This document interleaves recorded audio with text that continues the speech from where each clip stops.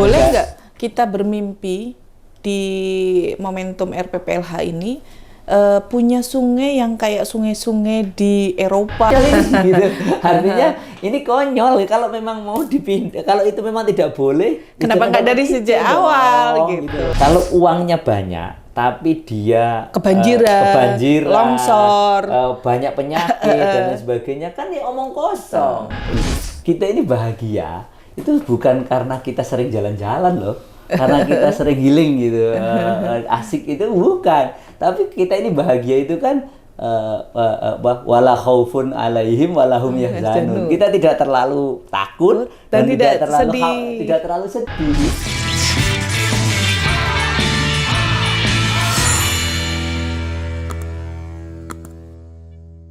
Jadi memang saya kemarin menyampaikan kata kunci dari RPPLH ini di bab 3 dan bab 4. Bab 3 ini berisi tentang rona lingkungan yang kayak gimana sih yang ingin kita wujudkan gitu 30 tahun ke depan. Ya, okay. Rona lingkungannya kayak gimana? Ini yang harus kita diskusikan panjang dengan pemerintah. Jadi jangan sampai kemudian di RPPLH itu nanti ini gini aja loh, gini mempertahankan begini aja udah susah kok gitu. Jadi tidak ada cita-cita gitu.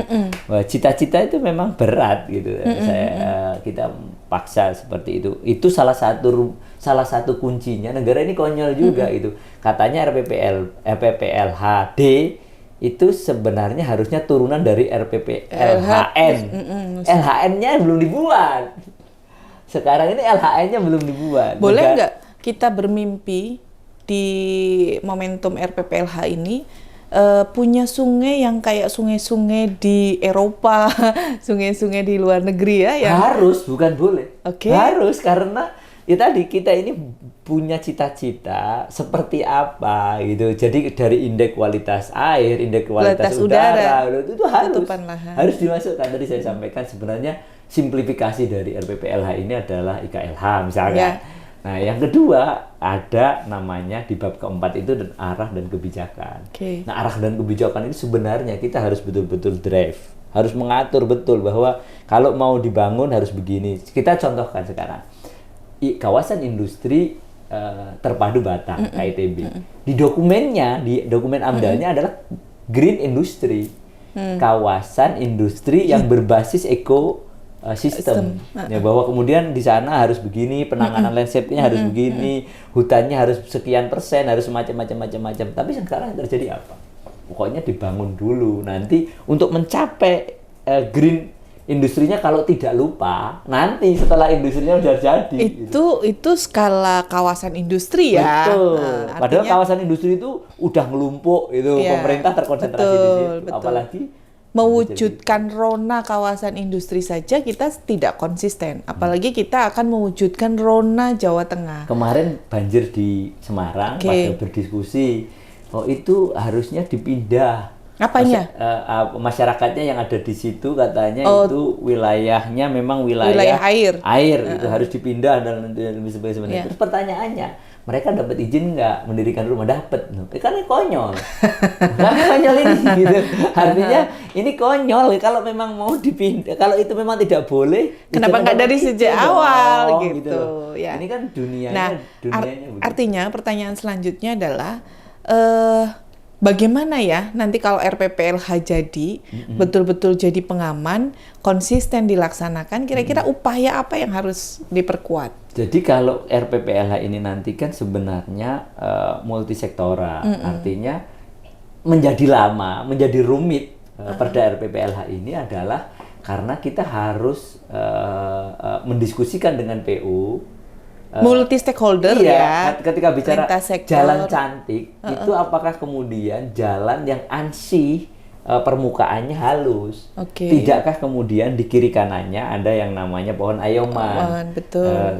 Terus kemudian kita bicara pohon ayomannya harus seperti apa? Apakah kemudian kita tidak memasukkan yang berbasis peningkatan ekonomi masyarakat, misalkan tematik, misalkan di situ kalau Demak tematiknya apa? Berarti sepanjang jalan di Kabupaten Demak berarti pohon ayumannya jambu air. Nah ini kan kita harus membicarakan secara detail, secara konteks itu. Makanya saya bilang RPPLH ini menjadi kunci.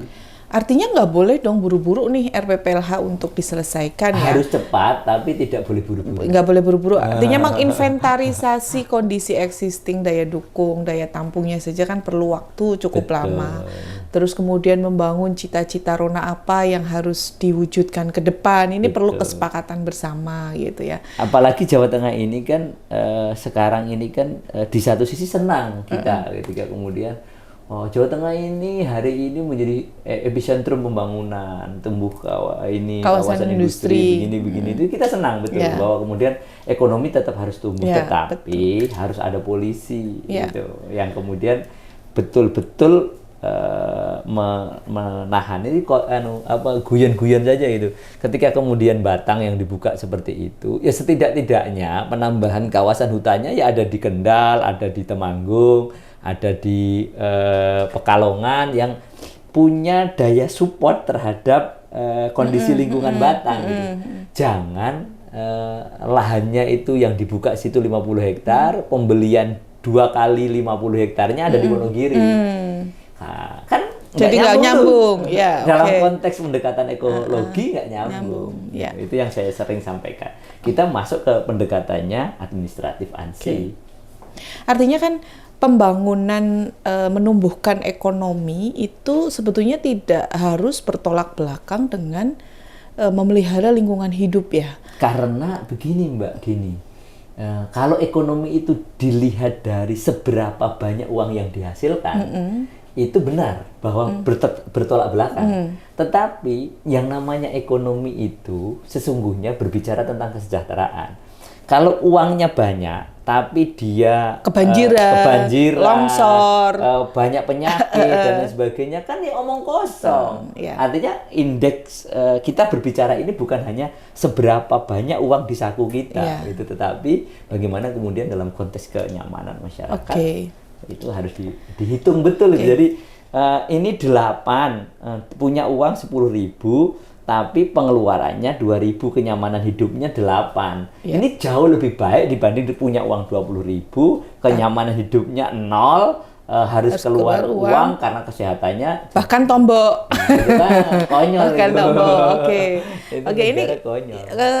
Kalimat terakhir yang sangat menarik sepertinya ya, artinya mewujudkan kesejahteraan manusia, kesejahteraan masyarakat itu tidak hanya diukur dari berapa pendapatannya ya. Tidak hanya diukur berapa setiap orang itu punya uang per tahun gitu ya. Tapi bagaimana orang itu hidup dalam keamanan, dalam kenyamanan, tidak dalam ancaman bencana gitu ya. Dan salah satu memelihara kenyamanan ini adalah bagaimana kita melindungi dan mengelola lingkungan hidup dengan sebaik-baiknya. Sama seperti kita nih Mbak Dini. Sebagai penutupnya itu saya gini, kita ini bahagia itu bukan karena kita sering jalan-jalan loh. Karena kita sering healing gitu, asik itu bukan. Tapi kita ini bahagia itu kan wala khaufun alaihim walahum yahzanun. Kita tidak terlalu takut dan tidak terlalu sedih. Ini kan cuman di situ. Kita nggak boleh nggak punya uang, tapi seluruh kebutuhan kita terpenuhi. Tidak ada sesuatu yang mengancam diri kita, kan begitu aja. Berarti perlu diukur indeks rasa aman. Nah, indeks rasa aman, bagaimana masyarakat di semua sisi kehidupannya itu merasa terjamin keamanannya. Betul. Ya, begitu pemirsa semuanya, singkat tapi menurut saya ada hal yang sangat penting yang harus kita garis bawahi agar Jawa Tengah ke depan bisa lebih baik. Dan ini tidak hanya tugas gubernur saja tentunya. Betul. Ya Pak Hadi ya, Mas Hadi ya, tapi tugas Mas Hadi sebagai wakil kita dan tugas kita semuanya sebagai rakyat jelata. Kalau ada yang pengen memberikan masukan terkait dengan RPPLH, mohon disampaikan melalui channel kita ini atau melalui WA atau datang ke fraksi, ketemu janjian ngobrol-ngobrol atau melalui akun media sosial. Oke.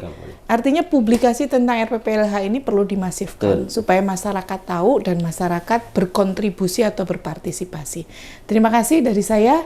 Assalamualaikum warahmatullahi wabarakatuh. Waalaikumsalam.